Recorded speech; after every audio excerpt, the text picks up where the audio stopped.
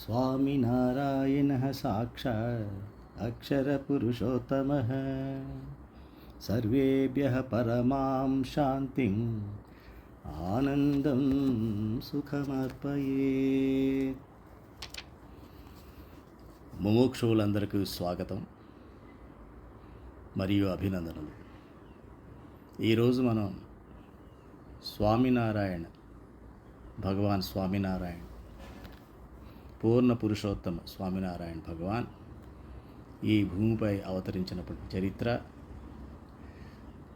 మరియు ఇప్పటివరకు విస్తృతమైనటువంటి సంప్రదాయపు చరిత్రను కూడా ప్రతివారం తెలుసుకోవడానికి ఆరంభించాం. గత వారం మనం మొదటి భాగం జరిగింది. అందులో ముఖ్యంగా మన సనాతన ధర్మం యొక్క మూల సూత్రాలు ఏమిటి, ఈ హిందూత్వం అని పిలువబడే సనాతన ధర్మం యొక్క మూలాలు ఏమిటి, ఏ విశ్వాసంతో మన యొక్క జీవితాన్ని గడపాలన్న విషయాన్ని మనం 4 సిద్ధాంతాలపైన మనం ప్రతిపాదించడం జరిగింది. ఆ తర్వాత వివిధమైనటువంటి ఆచార్యులు వివిధమైన సాంప్రదాయాలను నెలకొల్పడం జరిగింది. వేద, ఉపనిషత్, భగవద్గీత, బ్రహ్మసూత్రాల ఆధారంగా కొన్ని ప్రతిపాదనలు కూడా జరపబడ్డాయి వివిధమైన ఆచార్యుల ద్వారా. అయితే మన భారతవర్షానికి ఉన్నటువంటి అమూల్యమైనటువంటి వరం ఏమిటంటే, మహిమ కూడా ఏమిటి అని అంటే, ఈ భారతవర్షంలో మాత్రమే భగవంతుని యొక్క అవతారాలు లేదా పరమాత్మ స్వయంగా ఇప్పుడు స్వామినారాయణ పరమాత్మ రూపంలో అవతరించినట్లుగా అవతరించడం కానీ, మహర్షులు, మునులు, ఆచార్యులు పుట్టినటువంటి పుణ్యభూమే కాదు, కర్మభూమి కూడా. ఎందుకంటే వారు ఈ భూమిపైన నడయాడి ప్రజలకి దిశానిర్దేశం చేసి మానవ లక్ష్యాన్ని, మర్చిపోయినటువంటి లక్ష్యాన్ని మరలా గుర్తు చేసి వారికి ధర్మ మార్గాన్ని సూచిస్తూ ఉంటారు. కాబట్టి సో ఇది పుణ్యభూమి, అలాగే కర్మభూమి కూడా. ఈ విషయాన్ని పదే పదే పరమాత్మ స్వయంగా ప్రతి అవతారంలో చెబుతున్నప్పటికీ అది జరుగుతూనే ఉంది. మనకి తెలుసు, భగవద్గీతలో శ్రీకృష్ణ పరమాత్మ 4వ అధ్యాయంలో 8వ శ్లోకంలో చెప్పడం జరిగింది. యదా యదా హి ధర్మస్య గ్లానిర్భవతి భారత అభ్యుత్థానం అధర్మస్య తదాత్మానం సృజామ్యహం. ఎప్పుడైతే ధర్మం బలహీనపడుతుందో అప్పుడు అధర్మం విజృంభిస్తుంది. ఎప్పుడైతే అధర్మం విజృంభిస్తూ ధర్మం బలహీనపడుతూ ఉంటుందో అప్పుడు నేను తదాత్మానం సృజామ్యహం, నాకు నేనుగా ఈ భూమిపైకి అవతరిస్తాను. ఈ అవతారం అన్న మాటకి అర్థాన్ని మనం పోయిన వారం తెలుసుకుందాం. ఈ దిగి రావడం, పై లోకాల నుంచి పరమాత్మ తన లోకం నుంచి భూమిపైకి వచ్చి దిశానిర్దేశం చేసి వెళ్ళడం జరుగుతుందని తెలుసుకున్నాం. ఈ విషయంలో స్వామినారాయణ భగవాన్ ఏ సందర్భంలో రావాలి అన్న విషయం కూడా మనం తెలుసుకున్నాం. అంటే ఏంటి, ధర్మం బలహీనపడితేనే పరమాత్మకి ఈ భూమిపైన వచ్చే పని వస్తుంది. అట్లాగే మరి ఎటువంటి పరిస్థితులు అప్పుడు ఉన్నాయి, భగవాన్ స్వామినారాయణ ఈ భూమిపైకి రావడానికి కలిగినటువంటి పరిస్థితులు ఏమిటి అని మనం చూసినట్లయితే ఆయన చెప్పారు, మిగిలిన అవతారాలన్నీ వేరు, నేను వస్తున్నది కేవలం ఈ యొక్క జీవులకి ముక్తి మార్గాన్ని నిర్దేశించి, రకరకాల సంప్రదాయాల వాళ్ళు రకరకాల మార్గాలని వాళ్ళ యొక్క ఫిలాసఫీని చెప్పడం జరిగింది, కానీ సంప్రదాయాన్ని వ్యాప్తి చేయడం జరిగింది. కానీ ఎప్పటికప్పుడు ఈ యొక్క ప్రపంచంలో, ఈ సంసారంలో వారిలో ఉన్నటువంటి నిజాయితీని, నైతికతని, ధర్మాన్ని నిలబెట్టుకునే మార్గాన్ని, వారికి గుణాతీత సత్పురుషి యొక్క సమాగమాన్ని ఇచ్చినటువంటి సంప్రదాయాలు ఏమీ లేవు.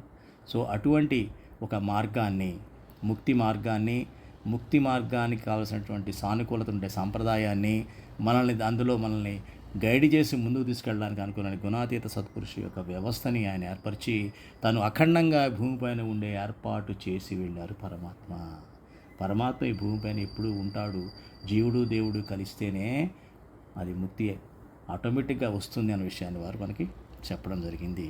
ఆ రకంగా మరి అప్పుడు ఏ పరిస్థితులు ఉన్నాయి, ఏ పరిస్థితుల్లో భగవాన్ స్వామినారాయణ భూమిపైన అవతరించారో చూస్తే గుజరాత్ చరిత్రలో ఇది ఒక పెద్ద చీకటి చరిత్ర అంటారు.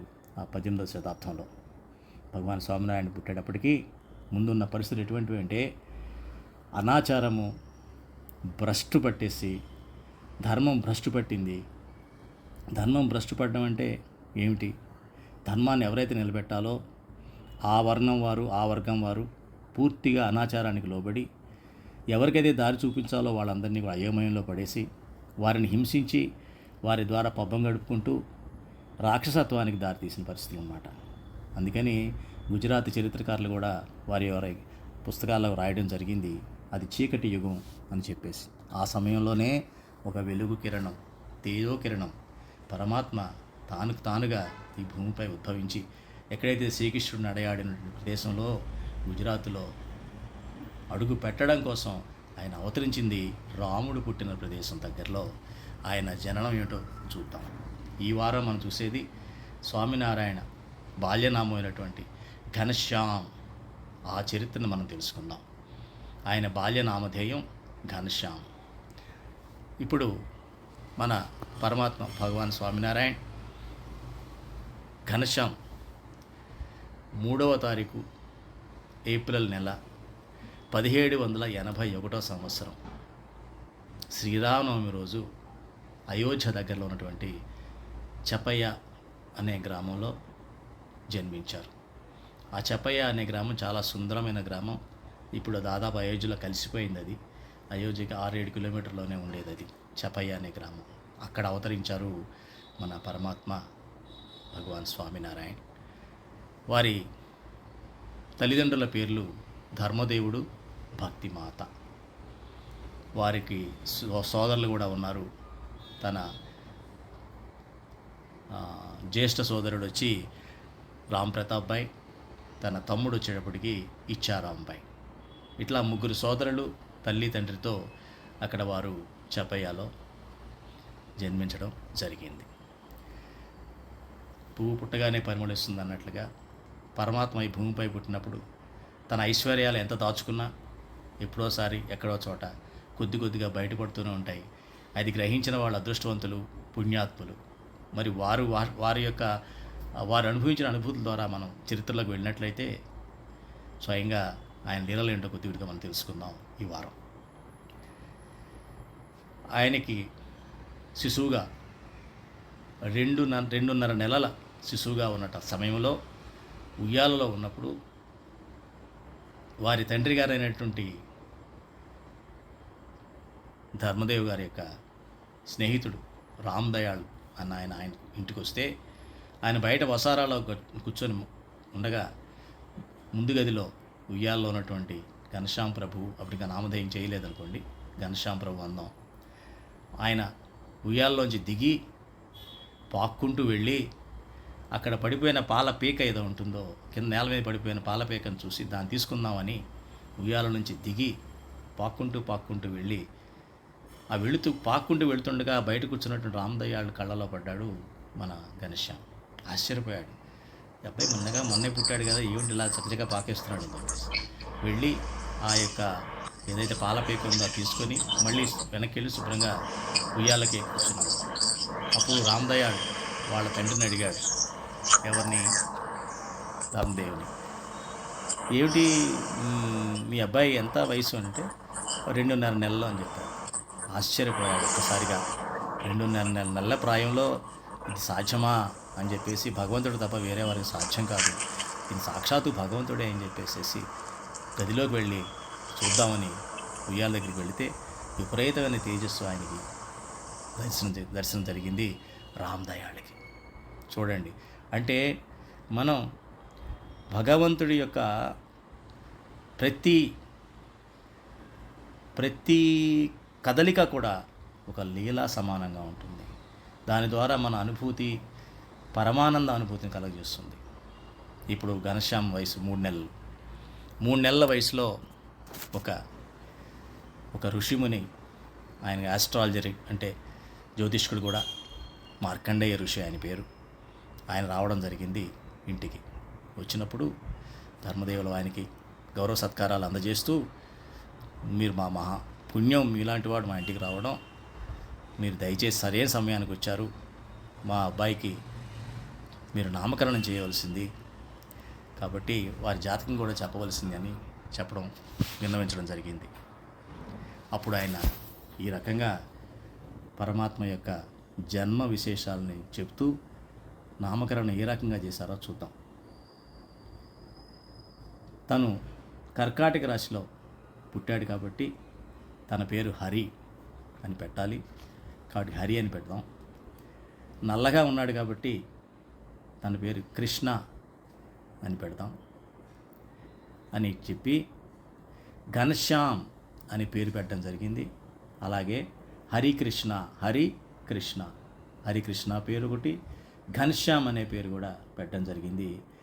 ఇంకా తన యొక్క జాతకాన్ని చెప్తూ, తను చాలా తపస్వి, వైరాగ్యవంతుడు, యోగము ధర్మము వాటిలో నిష్ణాతుడు, నాయకత్వంలో నిష్ణాతుడు, సత్య వివేకాల్లో ప్రథముడు, గుణవంతుడు. ఇవి అన్ని లక్షణాల వలన ప్రజలందరూ కూడా వారిని నీలకంఠ్ అనే నామధాయంతో పిలుస్తారు అని చెప్పడం కూడా జరిగింది. అంటే ఈ రకంగా మనందరం గుర్తుంచుకోవాల్సింది, బాల్యనామాలు వచ్చి ఘనశ్యామ్, హరికృష్ణ ఈ రెండు కాగా, ఆయన యొక్క ఈ యొక్క భారతదేశ విచరణ ఎప్పుడైతే గృహత్యాగం చేసి విచరణ చేశారో బాల్యంలోనే, అప్పటి పేరు తపస్విగా ఉన్న టైంలో ఆయన పేరు నీలకంఠ అన్న పేరుని మనం నామాన్ని గుర్తుపెట్టుకోవాలి. ఇంకా ముందుకు ఇంకా చెప్తూ ఆయన ఏమేమి చేయబోతారో కూడా చెప్పారు మార్కండేయ ఋషి. ఈ శిశువు, ఈ బాలుడు పరమాత్మ, స్వయం పరమాత్మ. ఆయన ఈ భూమిపైన ధర్మాన్ని పునర్స్థాపించడం కోసం, అలాగే ఈ యొక్క జీవుల్లో పేరుకుపోయినటువంటి దుఃఖాన్ని సమూలంగా తీసివేయడం కోసం సమూలంగా తీసివేసే పని చేస్తారు. మొత్తం ఈ భూప్రపంచం మొత్తం పైన వారి యొక్క పేరు విఖ్యాతం అవుతుంది. అట్లాగే వారు ప్రజలకి సమాధి స్థితిని, ఏదైతే అష్టాంగ యోగం ద్వారా చరమదశ అయినటువంటి ఆ సమాధి అనే స్థితి ఉంటుందో, ఆ స్థితిని వీరు సునాయాసంగా వారందరికీ కలిగించి వారి యొక్క మూల రూపాలని వారికి చూపించడం జరుగుతుంది. అట్లాగే ఈ రకమైనటువంటి పనులు చేస్తూ ఆయన పరమాత్మ వైపుకి, ముక్తి మార్గం వైపుకి, ముక్తి ధామం వైపుకి ఈ జీవులకి దిశానిర్దేశం చేస్తారు అని చెప్పడం జరిగింది. అంటే ఒక మంచి పుత్రుడు పుడితే తండ్రి సంతోషానికి హద్దులే ఉంటాయి. పైగా ఆయన చెప్పినటువంటి విషయాలన్నీ గమనించినట్లయితే ఒక మానవ మాత్రుడికి సాధ్యమైనటువంటి ఏవి అందులో లేవు. ఒక పరమాత్మ తప్ప వేరెవరూ కూడా ఆయన చెప్పినటువంటి ఏ పని కూడా చేయలేరు కూడా. ఆ సమర్థత అన్నది ఉండదు. అటువంటి ఆనందాన్ని పొందుతూ మామూలుగానే తన యొక్క కొడుకు దేని మీద ఇంట్రెస్ట్ చూపిస్తాడో ఒకసారి చూద్దామని మన యొక్క హిందూ కుటుంబాల్లో ఈ యొక్క ప్రకరణ జరుగుతూ ఉంటుంది జనరల్గా. దాన్ని మనం ఏమంటామంటే అన్నప్రాసన అంటూ, మన ఒక స్టూల్ పైన, ఒక బెంచ్ పైన గుడ్డ వేసి, పట్టు వస్త్రం వేసి, దానిపైన 3-4 వస్తువులు పెట్టి, అది ముందుగా తను పాక్కుంటూ వెళ్ళి ఏది ముట్టుకుంటాడో తను భవిష్యత్తులో దానివైపు ఇంక్లినేషన్ అవుతాడు స్వభావం, ఆ రకంగా అభివృద్ధి చెందుతాడని మనకు ఒక విశ్వాసం.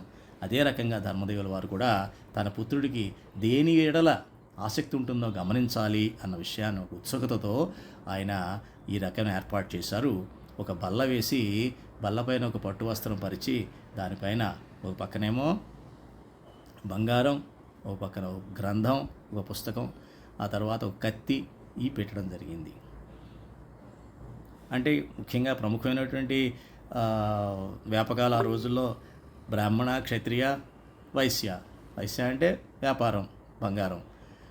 బ్రాహ్మణ అంటే ఈ శాస్త్రాలు ఎవరైతే తీసుకుంటారో వారు బ్రాహ్మణం. కత్తి తీసుకున్నట్లయితే వారు క్షత్రియ అవుతారన్నటువంటి ఒక విషయం, ఒక అవగాహన కోసం అన్నమాట.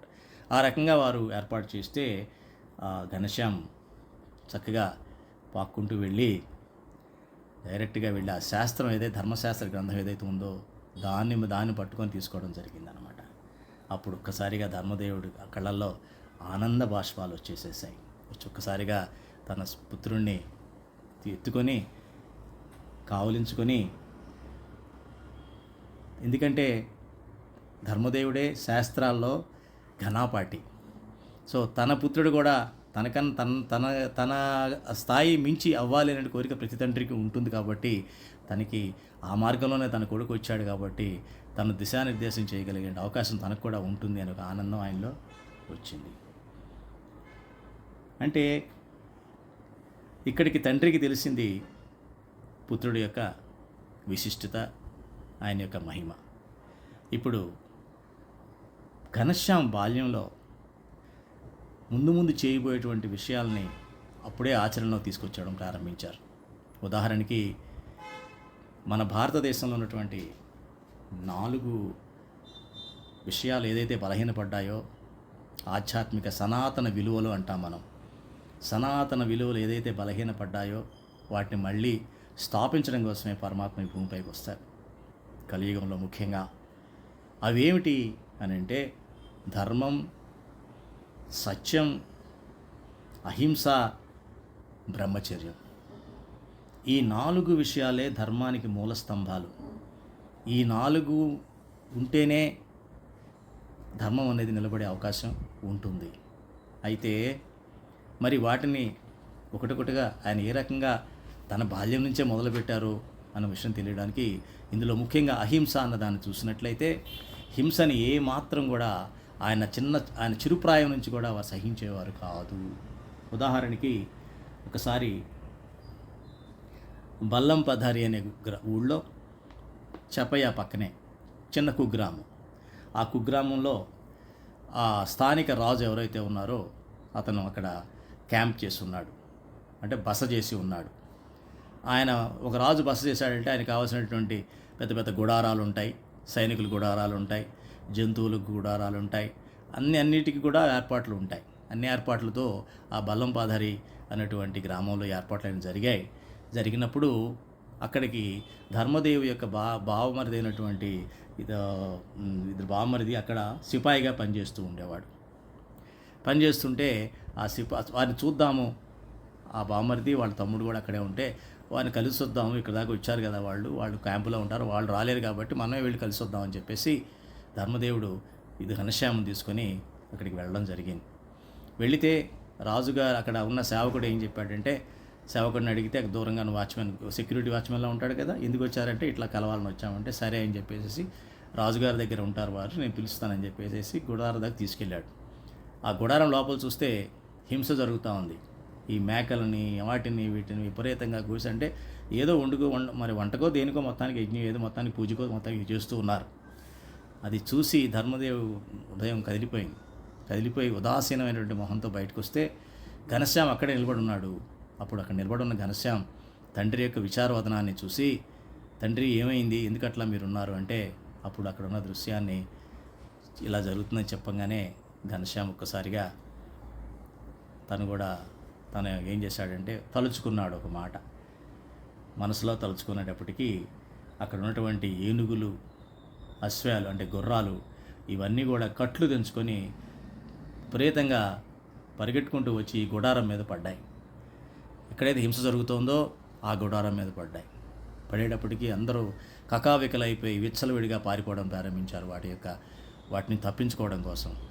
అక్కడ ఉన్న రాజు కూడా ఎవరైతే గుడారంలో ఇవన్నీ చేస్తున్నాడో ఆయన కూడా పంచిపోయి ఎగ్గట్టుకొని గబగబా పరిగెట్టి ఎక్కడా కూడా ఆయనకి దారి దొరక్క దగ్గర ఉన్నటువంటి ఒక పెద్ద చెట్టు ఎక్కి కూర్చున్నా కూడా అప్పుడు ఒక ఏనుగు అక్కడ దాకా వచ్చి దాన్ని చెట్టును విదిలించినప్పటికీ భయపడిపోయాడు.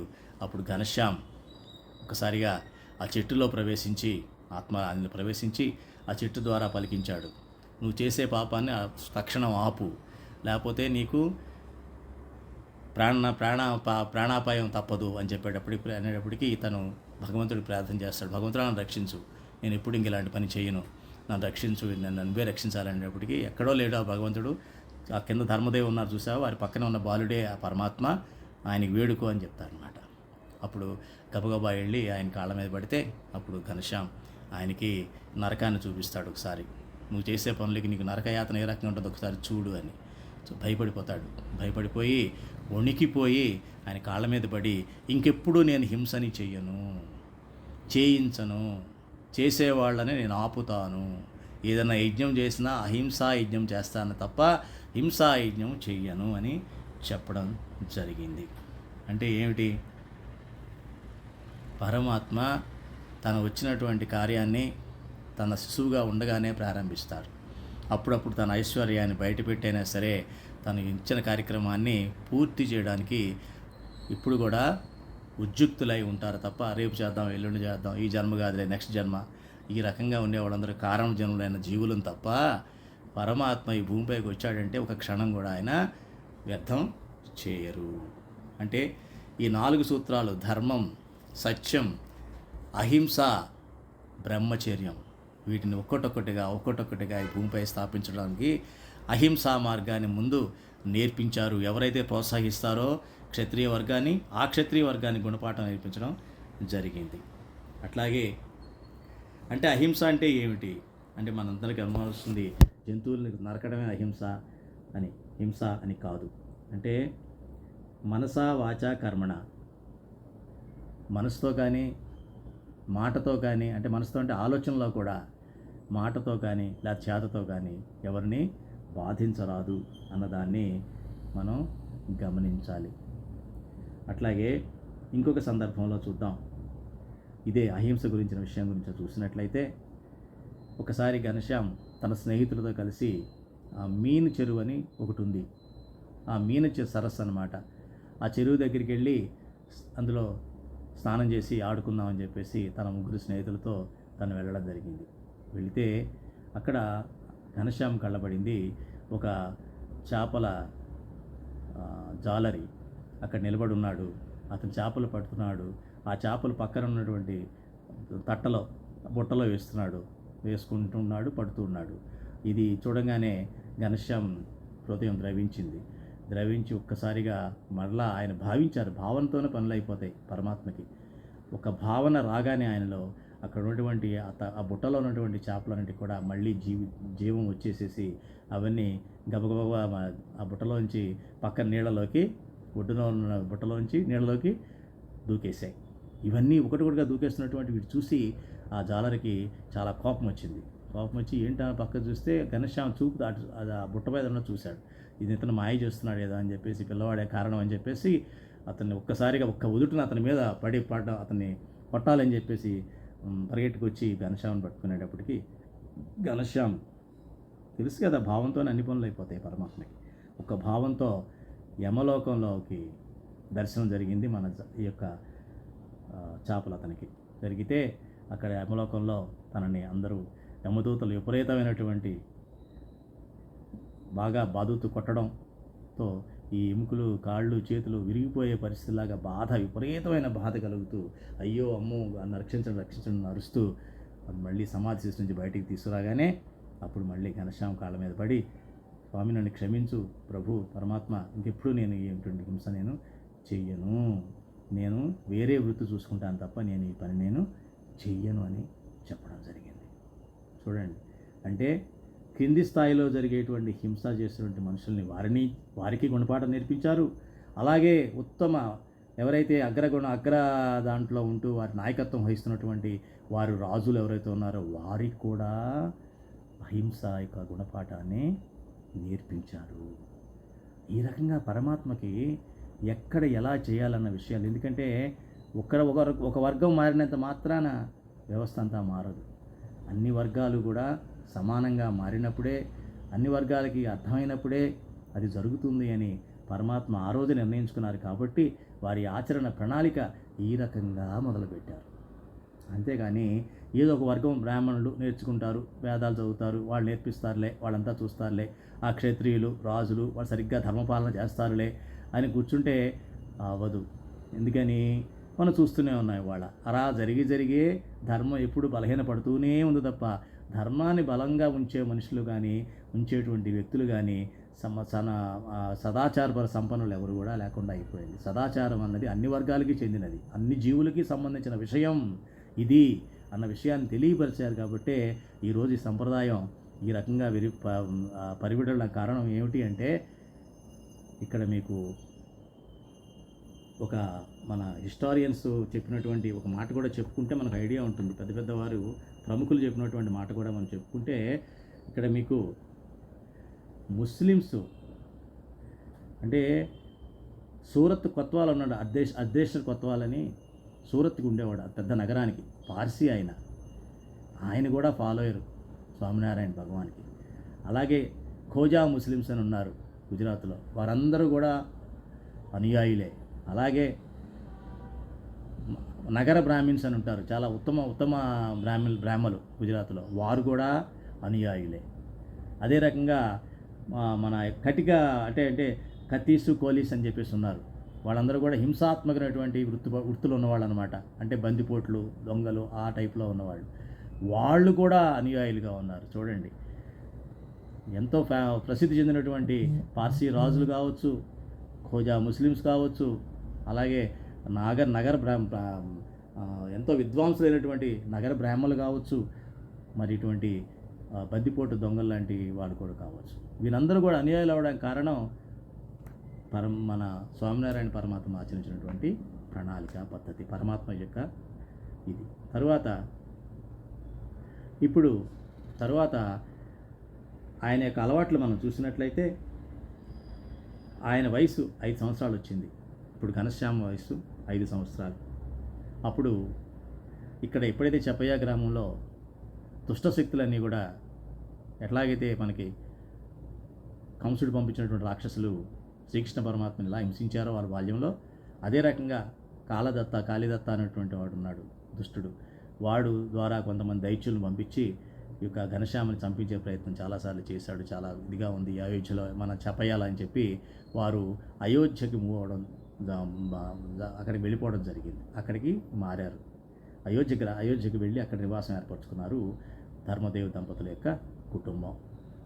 ఇప్పుడు ఘనశ్యామ వయసు 5 సంవత్సరాలు.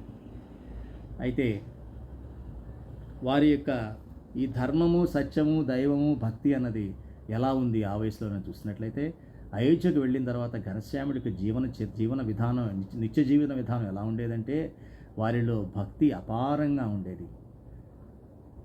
ఎటువంటి భౌతికమైన లౌకికమైన వ్యవహారాల మీద, దేని మీద వారికి ఆసక్తి అనేది ఉండేది కాదు. వారికి ఇష్టమైన ప్రదేశాలు ఏమిటి అంటే మందిరాలు. ఆ మందిరానికి ఉదయం సాయంత్రం మందిర దర్శనం చేసుకుంటూనే ఉండేవారు. అక్కడ దర్శనం చేసుకొని ఏదో ముక్కుబడిగా ఇలా చెంపలు వేసుకొని, ఏదో చెవులు ఇలా అనుకొని, లేకపోతే ఇట్లా కళ్ళలో ఇలా అనుకొని, జుట్టు మీద ఇలా అనుకొని వచ్చేయడం కాదు. అది దర్శనం కాదు, అది చూసి రావడం అంటారు దాన్ని. ఆయన దర్శనం అంటే ఆ యొక్క అక్కడున్న మూర్తి విగ్రహంతో పాటు తన తన్మయత్వం కలుపుకొని ఆలోచించుకుంటూ, ఆ తర్వాత అక్కడ జరిగినటువంటి ఆ యొక్క ఏదైతే హనుమంతుడి గుడికి వెళ్తే హనుమంతుడు, రాముడు సంబంధించినటువంటి లీలలన్నీ కూడా కథావార్త అక్కడ జరుగుతూ ఉంటే వాటినన్నింటినీ విని అవన్నీ కూడా చాలా ధ్యానంగా, చాలా ఆసక్తితో వింటూ వాటన్నిటినీ విన్న తర్వాత వారు ఇంటికి వస్తూ ఉండేవాళ్ళు అన్నమాట. మొత్తం కుటుంబంలో అందరూ కూడా చాలా ఆశ్చర్యపోయేవాళ్ళు, ఇంత చిన్న బాలుడికి ఇంత ఆసక్తి ఎట్లాగా అని చెప్పేసి. వాళ్ళకి ప్రతిక్షణం కూడా మా అబ్బాయి అనిపించుకుంటున్నా కూడా పరమాత్మ అన్న విషయం అప్పుడప్పుడు గుర్తు చేస్తూనే ఉండేవారు మన స్వామినారాయణ భగవాన్. ప్రతి ఘటనలో వారు అనుకునేవాళ్ళు, ఈ పరమాత్మే, అందులో అనుమానం లేదు, లేకపోతే సాధ్యం కాదు ఇవన్నీ కూడా అనే విషయాన్ని ప్రతి గుర్తు చేయాల్సి వచ్చేదన్నమాట. తల్లిదండ్రులకే గుర్తు చేయాల్సి వచ్చేది. అంటే ప్రజలకు ఎలా ఉండేదో మనం భావించవచ్చు. అయితే ఒక్కోసారి గుళ్ళో ఎలా ఉండేవాడంటే ఆయన ఆ యొక్క కథావార్తలో లీనమైపోయి ఇంటికి వెళ్ళడం కూడా మర్చిపోయేవారు. అదండి నిధిధ్యాసం, సాక్షాత్కారం అంటే అది. మనం కూడా, జీవుడు కూడా ఎప్పుడైతే ఈ భగవంతుడి యొక్క మార్గంలో, ధర్మ మార్గంలో అంత తన్మయత్వం చెందుతామో ఆ జీవి ఇక్కడే ముక్తి పొందినట్టు లెక్క. లేదు ఇంకా ఎప్పుడోలే, ఇంకా ఉందిలే అంచెంలో చేద్దామంటే అంచెంలో జరిగేది ఏమీ ఉండదు, బూడిద మాత్రమే. ఏ బూడిద? ఈ శరీరం కాలిపోతే ఉండే బూడిద తప్ప అంచెంలో ఇంకేమీ మిగిలేది లేదు, చేయడానికి ఏమీ ఉండదు అని ధర్మాన్ని, ఆ సూక్ష్మాన్ని మనం గ్రహించాలి. ఒకసారి రామ్ ప్రతాప్ భాయ్ రావడం లేటుగా వస్తే వారి సువాసిని బాయ్ పంపించింది, ఇంకా రాలేదు ఘనశ్యాము, భోజనానికి కూడా రాలేదంటే వెళ్ళి చూద్దామని వెళ్ళాడు. మందిరాలకు వెళితే హనుమాన్ గడి ఉంది, అయోధ్యలో ఇప్పటికీ ఉంది హనుమంతుడి గుడి. అక్కడ కూర్చొని కథావార్త వింటున్నాడు. కూర్చుంటే వచ్చాడు మన అన్నయ్య రాంప్రతాప్ బాయ్. వచ్చి చూశాడు ఘనశ్యామ్, వింటున్నాడు. దూరంగా చూసి అన్నయ్యని నువ్వు వెళ్ళు, నేను వస్తానని సైడ్ చేశాడు. వచ్చేస్తాలే నువ్వు వచ్చని పంపించేశాడు, ఇంకా పూర్తిగా అవ్వలేదు కాబట్టి. సరే అని ఆయన వెళ్ళిపోయాడు. అన్న ఇప్పుడు వచ్చేస్తాడులే అని అనుకుంటూ సర్లే దారిలో ఉన్న గుళ్ళు కూడా చూసుకుని ఇంటికి వెళ్దామని ఆయన కూడా మధ్యలో ఇంకో గుడి ఉంటే ఆ గుడికి కూడా వెళ్ళి దండం పెట్టుకొని వెళితే అక్కడ కథావార్త జరుగుతుంటే అక్కడ కూడా ఘనశ్యామ్ కూర్చొని ఉన్నాడు ఆ గుడిలో. ఆయనకి అర్థం కాల, ఇదేమిటిది అని అక్కడ ఉన్న వాళ్ళని అడిగారు. ఘనశ్యామ్ ఇప్పుడు ఇక్కడ ఇప్పటి నుంచి కూర్చున్నాడు అని చెప్పేసి. ఉదయం వచ్చాడు, ఉదయం కథ మొదలైన దగ్గర నుంచి ఇక్కడే ఉన్నాడని చెప్పేసి ఆశ్చర్యం వేసింది. వేసి మళ్ళీ ఇంకో గుడికి వెళ్ళి అక్కడ కూడా చూసి అక్కడ కూడా అలాగే కూర్చొని ఉన్నాడు ఘనశ్యామ్. అంటే ఆ రోజులో ఏంటంటే ప్రతి గుడిలో కూడా కథావార్తలు జరుగుతుంటాయి. ముఖ్యంగా అది ముఖ్యం. గుడి అంటే ఏదో అష్టోత్తరం సహస్రం పెట్టి ఏదో శతకోపం పెట్టేసి ప్రసాదించి పంపించడం కాదు. ఆ రోజులు అలా ఉండేది. అంటే కథావార్త వినాలే, అది కూడా అది గుడిలో భాగం, అది దర్శనంలో ఒక భాగం. అలా ఉండేది ఆ రోజుల్లో. సరే అని చెప్పేసి ఆయన ఆశ్చర్యపోయి మళ్ళీ మొదటి గుడికి హనుమాన్ గడికి వస్తే అక్కడ కూర్చొని వింటూనే ఉన్నాడు. ఒక్కసారిగా ఆశ్చర్యపోయాడు. ఆ తర్వాత ఇంటికి వెళ్ళి చెప్తే అందరూ కూడా మళ్ళీ భగవంతుడు మనకి పుట్టాడు, మన అదృష్టం అని చెప్పేసేటువంటి ఆనందాన్ని వాళ్ళు చేశారు. అంటే 5 ఏళ్ల ప్రాయంలో గుడి ఎడల అంటే మందిరాలంటే ఆయనకి ఎటువంటి భావన ఉందో మనం గమనించాలి. మనకి 80 ఏళ్ల వయసు వచ్చినా కూడా భావన రావడం లేదా అని కొద్దిగా క్వశ్చన్ చేసుకుంటే మంచిదేమో నా అభిప్రాయం. ఇక ఎవరి విషయం వాళ్ళు ఆలోచించుకోవాలనుకోండి. సరే, ఇప్పుడు ఘనశ్యామ్ యొక్క వయసు 7 ఏళ్ల ప్రాయం వాడయ్యాడు. అప్పటికి సంస్కృత యొక్క విద్య ప్రారంభమైంది. ఎవరు? తండ్రే తన గురువు, ధర్మదేవుడే ఆయన గురువు. ధర్మదేవుడి దగ్గర ఈ సంస్కృత కావ్యాలు, ధర్మశాస్త్రాలు, వేదాలు, ఉపనిషత్తులు ఇవన్నీ కూడా నేర్చుకోవడం జరిగింది. ఉపనయనం అయిన తర్వాత 10 సంవత్సరాలు వచ్చేటప్పటికి వేదశాస్త్రాల్లో నిష్ణాతుడైపోయాడు మన ఘనశ్యామ్. ఒకసారి ఆ వయసులో కాశీలో అంటే బెనారస్లో జరిగేవి పెద్ద పెద్ద గోష్ఠులన్నీ కూడా. అంటే ఈ శాస్త్రాల మీద వాటి మీద ఎక్కడైనా సరే వారి యొక్క భాష్యాలు కానీ వారి యొక్క సంప్రదాయాన్ని కానీ వారి యొక్క వాదనను కానీ వినిపించాలి, దానికి ఒక గుర్తింపు తేవాలి అంటే కాశీకి వెళ్ళాల్సిందే. కాశీకి వెళితే అక్కడ ఉన్నటువంటి పండితుల సమక్షంలో మాత్రమే దేన్నైనా కూడా చర్చ ద్వారా, గోష్ఠి ద్వారా నిరూపితమయ్యి ఆ తర్వాతే దాన్ని మొత్తం సనాతన ధర్మంలో దాన్ని అంగీకరిస్తేవాళ్ళు, దానికి మాత్రమే యోగ్యత ఉండేదన్నమాట. అటువంటి స్థితిలో ఒకసారి ధర్మదేవుడు బనారస్ వెళ్ళినప్పుడు మన ఘనశ్యామ్ మహారాజు కూడా నేను వస్తానంటే తీసుకువెళ్ళినప్పుడు తను కూడా తీసుకెళ్ళి అక్కడ ఉన్న పండితులందరూ కూడా ధర్మదేవుడు అయోధ్య నుంచి బనారస్కి వచ్చారట అన్న విషయం తెలుసుకొని నిష్ణాతులైనటువంటి విద్వాంసులందరూ కూడా, పండితులందరూ కూడా ఆయన వచ్చారు కాబట్టి మన సంప్రదాయాలన్నిటి మీద గోష్ఠి పెట్టాలి అని చెప్పి ఆ గోష్ఠి నిర్వహించారు. దానికి అధ్యక్షుడిగా మన ధర్మదేవుని నియమించడం జరిగింది. అప్పుడు తండ్రి యొక్క అనుజ్ఞతో ఘనశ్యామ్ మహారాజ్ కూడా తండ్రిని అనుసరించి ఆ యొక్క కాన్ఫరెన్స్కి, గోష్ఠికి వెళ్ళడం జరిగింది. అక్కడ అద్వైత పండితులు, ద్వైత పండితులు, రకరకాలైనటువంటి దర్శనం ఉన్న వాళ్ళందరూ కూడా వారి వాదన వినిపించడం జరిగింది. వీటన్నిటి తర్వాత ఘనశ్యామ్ మహారాజ్ చెప్పారు, తండ్రి ఆజ్ఞ తీసుకొని, తండ్రి నేను దీవన్నిటి కూడా సమాధానం చెప్పొచ్చా అనేటప్పటికీ తండ్రి సరే అని ఆజ్ఞ ఇచ్చారు. అంటే వాళ్ళందరూ అంగీకరించారు. నీ యొక్క కుమారుడు చూస్తే ఆయన బృహస్పతిలా ఉన్నారు, ఆయన చూస్తుంటేనే బృహస్పతి అనిపిస్తున్నాడు, ఆయన చెప్పాలి 10 సంవత్సరాలని కాదు కానీ ఆయన చెప్తానన్నప్పుడు ఆ యొక్క అనుజ్ఞ ఇవ్వాల్సిందిగా ప్రార్థించారు ధర్మదేవుని. అప్పుడు ధర్మదేవు తన యొక్క ఆజ్ఞ ఇచ్చాడు. అంగీకారం తెలపంగానే ఆయన చెప్పాడు. అప్పుడు ఈ 5 తత్వాల గురించి చెప్పారు ఆయన. పరబ్రహ్మ, అక్షర బ్రహ్మ, మాయ, జీవుడు, ఈశ్వరుడు, జీవుడు, ఈ 5 తత్వాలు ఉన్నాయి. ఇవి సనాతనము, అనాది నుంచి ఉంటాయి. ఇవన్నీ వేటికవే భిన్నం, ఒకటిలో ఒకదాన్ని కలవదు. ఇవన్నీ కూడా మాయ కింద 2 తత్వాలు ఉంటాయి, మాయ ఎగువన 2 తత్వాలు ఉంటాయి. ఈ మాయ అంటే గుణాలతో కూడినటువంటి దాన్ని మాయ అంటాం, గుణాలు అంటే సత్వ రజ తమో గుణాలతో ఉన్నటువంటి గుణాలే ప్రకృతి. ఈ ప్రకృతి మాయ అన్నది ప్రకృతి పురుషుడు. ఎక్కడైతే ప్రకృతి మొదలైందో అంటే ముక్తుడు అన్నవాడు ముక్తధామం నుంచి ఒక ముక్తుడు కిందకు వచ్చి పురుషుడు అంటాం. ఆ పురుషుడి మాయతో మహామాయతో కలిసినప్పుడు ఈ యొక్క ప్రారంభమవుతుంది సృష్టి అంతా. అప్పుడే వైరాట్ నారాయణుడు పుడతాడు ఒక బ్రహ్మాండానికి. ఒక్కో బ్రహ్మాండానికి త్రిమూర్తులు వస్తారు. ఒక్కో బ్రహ్మాండ ఇంద్రాది దేవతలందరూ వస్తూ ఉంటారు. ఇటువంటి అనంతకోటి బ్రహ్మాండాలు ప్రకృతి పురుషుడి నుంచి పుడతాయి. అక్కడ వరకు ఈ మాయ ఉంది అని చెప్పడం జరిగింది. ఈ మాయని దాటి ఉన్న రెండు తత్వాలు ఉన్నాయి. ఒకటేమో అక్షరముక్తుడు, ముక్తిధామంలో ఉన్న అక్షరముక్తుడు, వారిని మించినటువంటి పరమాత్మ అయినటువంటి పరమాత్మతత్వం. ఈ తత్వాలు ఆ ముక్తిధామాన్ని చేరాలంటే మనం ఈ గుణాతీత సత్పురుషులు ఎవరైతే పురుషులు ఉన్నారో ఆ గుణాతీత సత్పురుష గురువుల ద్వారా పరమాత్మ ఎప్పుడూ అఖండంగా భూమిపైన ఉంటానని హామీ ఇచ్చారు. వారి యొక్క సమాగమం ద్వారా వారి ఆజ్ఞ మేరకు మన జీవితాన్ని గడిపినట్లయితే మనము కూడా ఆ క్రమంలో అక్షరుడు అవుతాము, గుణాతీతులం అవుతాము. ఎప్పుడైతే గుణాతీతిని మనం చేరతామో మనం ఆ ముక్తిధామాన్ని చేరుకుంటామని చెప్పడం జరిగింది.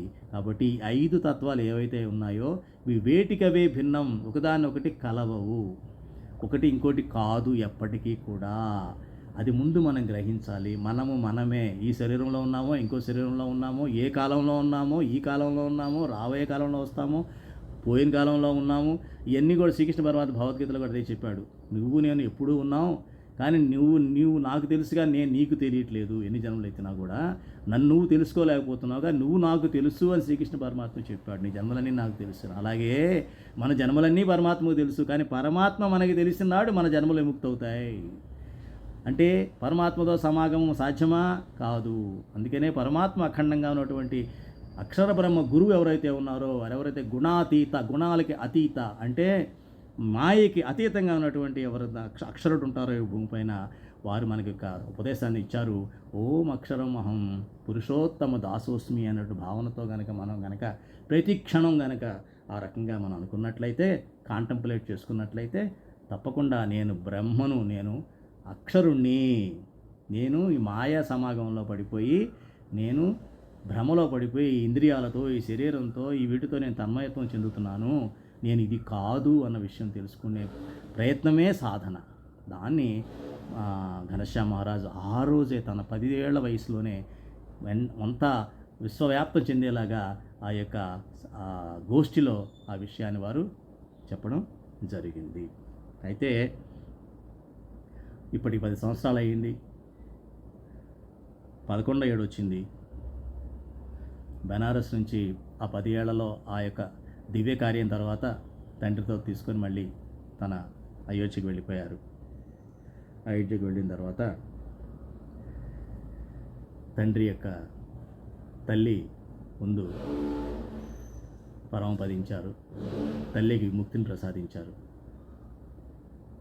తర్వాత తండ్రి అనారోగ్యం పాలైనప్పుడు తండ్రి కూడా ముక్తిని ప్రసాదించి తన గృహోత్సాగానికి పరిస్థితుల్ని సానుకూలం చేసుకున్నారు పరమాత్మ.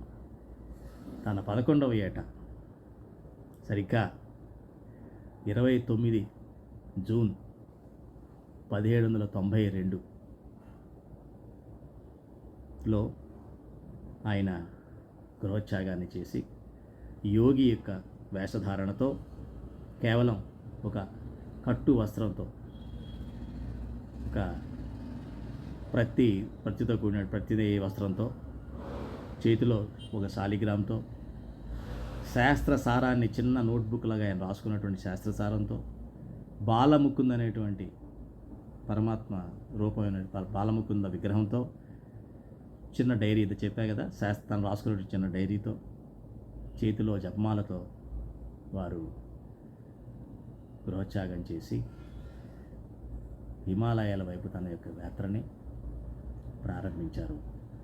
ఘనశ్యామ్ నామధేయంతో ఈ రకంగా వారి బాల్యంలో 2-3 ఘటనలు మనం తీసుకున్నాం. దీని గురించి ఇంకా మీకు విపులంగా తెలుసుకోవాలంటే, ఎందుకంటే ఇది క్లుప్తంగానే చెప్తున్న జరుగుతూ ఉంది ప్రతి వారం కూడా, ఇంకా విపులంగా మీరు తెలుసుకున్నట్లయితే అది మీకు బాగుంటుంది.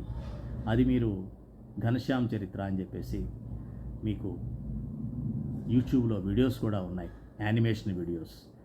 అవి చూడండి దయచేసి. వీలైతే ఒకటి అప్లోడ్ చేస్తాం గ్రూప్లో. ఎవరైతే గ్రూప్లో లేరో వారందరూ కూడా దయచేసి మీ నెంబర్లు, మీరు ఎవరైతే ఇక్కడ మాకు తెలిసిన నెంబర్లు ఏదైతే గ్రూప్లో ఉంటారో, మీరు ఎలా వచ్చారో ఇక్కడికి, వారికి మీ నెంబర్లు పాస్ చేస్తే వారు గ్రూప్లో పెడతారు. అందులో కూడా ఘనశ్యామ్ చరిత్ర వీడియో ఫర్ ఎగ్జాంపుల్ కూడా మోడల్గా పెట్టడం జరుగుతుంది. దాని ద్వారా మీరు మిగతావన్నీ కూడా సెర్చ్ చేసుకొని ఘనశ్యామ్ చరిత్ర చక్కగా యానిమేషన్లో చక్కగా చూడొచ్చు. చాలా లీలలు అందులో ఉన్నాయి. ఎందుకంటే తర్వాత మనం చెప్పబోయే నీలకంఠవర్ణి తపస్వి యోగిగా వారు విచరణ ఏ రకంగా చేశారన్న విషయాన్ని వచ్చే వారం మనం నీలకంఠుడి యొక్క చరిత్రని మనం సుమిత్ర గారు ప్లీజ్ యాడ్ మై నేమ్ అన్నారు. మీ నెంబర్ కూడా పెడతారమ్మా? యాడ్ చేయండి.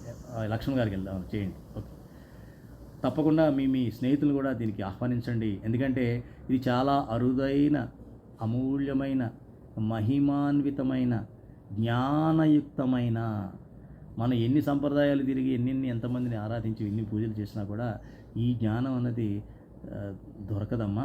ఈ జ్ఞానానికి సంబంధించినటువంటి పునాదే మనం ఎప్పుడైనా సరే ఎవరైతే మన చెప్పిన వ్యక్తి యొక్క చరిత్ర బట్టే మనం దాని మీద విలువ పెరుగుతూ ఉంటుంది. అదే రకంగా భగవాన్ స్వామినారాయణ యొక్క జీవిత చరిత్ర మనకు తెలిసిన మరుక్షణం మనకి మన గురువుల యొక్క జీవన చరిత్రలు కూడా తెలుసుకొని మరుక్షణం మనకి లోన ఆత్మబలం పెరుగుతుంది. తద్వారా మనం వారి యొక్క ఏదైతే ప్రబోధనలు ఉన్నాయో అవి కూడా మనం అర్థం చేసుకుంటాం. మరి జై స్వామినారాయణ. నాకు అవకాశం ఇచ్చినందుకు మహాన్ స్వామి మహారాజ్ వారికి, భగవాన్ స్వామినారాయణ వారికి, మనందరి ముముక్ష భక్తులకి జై స్వామినారాయణ. అద్భుతమైన ప్రసంగాన్ని మనకి పరంబోధిల్లు నరసింహారావు గారి ద్వారా విన్నాము. ఇప్పుడు ఒక చిన్న వీడియో క్లిప్పింగ్ ఆఫ్ గురుహరి దర్శన్ని ఆన్లైన్ ద్వారా తిలకించి తర్వాత మనకి కథామృతాన్ని శేషభాగవతాన్ని విందాం.